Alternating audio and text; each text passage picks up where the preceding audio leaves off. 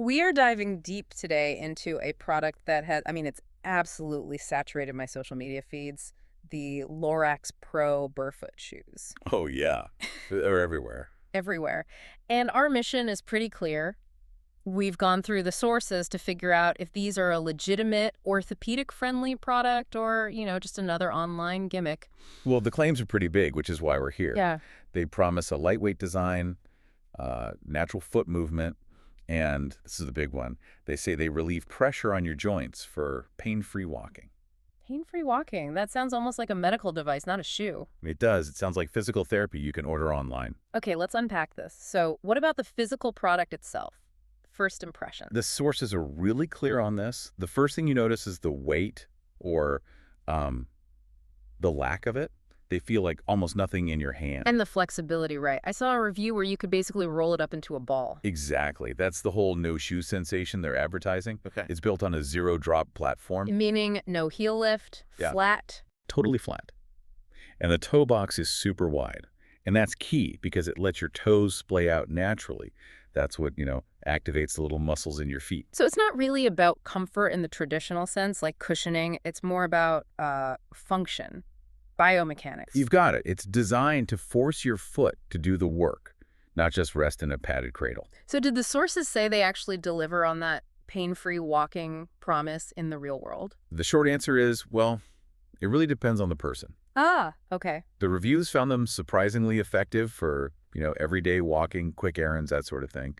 Light exercise. And they do change how you walk. They do. They encourage more of a grounded stride, landing on your midfoot. But here's the distinction. They are a tool for foot strengthening.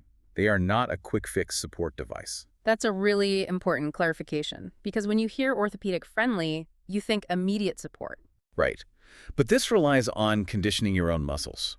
And the sources are careful to point out that at first, you might even feel some fatigue, a little discomfort even. As your feet adapt. Exactly. That pain-free claim isn't instantaneous. It's a potential outcome way down the line after your feet get stronger. And results will vary wildly. Okay, so if the benefits take that much time and effort, then trust in the brand is huge. So here's where it gets really interesting. Is Lorax Pro even a real company? This is the big question. And the good news is, it's not a shell game. The sources confirmed it seems to be a real company.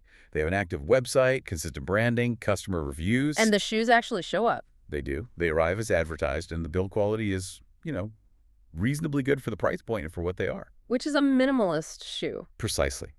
The real concerns highlighted in the sources are pretty typical for these kinds of direct-to-consumer online brands. Let me guess.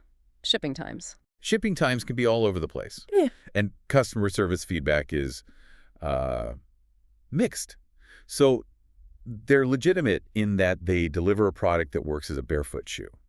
But you have to manage your expectations on the operational side of things. So what does this all mean? When we boil it down, our deep dive concludes they are definitely not a scam. No, not a scam. They're legitimate barefoot shoes. They deliver what they promise, but you have to understand what that promise is. It's a minimalist experience. And they could be a great option for someone wanting to transition into that style. So the product matches the description, but buyer awareness is key. Right. And this really gets at a bigger picture. It forces you to rethink what a shoe is even for. These shoes rely on strengthening your own muscles, not on external cushions. Which leads to a question for you, the listener. Given all the years you've spent in supportive, structured shoes, what fundamental changes should a person prepare for? I mean, changes in your gait, maybe conditioning your Achilles tendon, even just starting with wearing them for 10 minutes a day. What do you need to do to transition safely? That's something to mull over as you decide on your next step. A perfect challenge. Indeed. Until next time, keep digging into the sources yourself.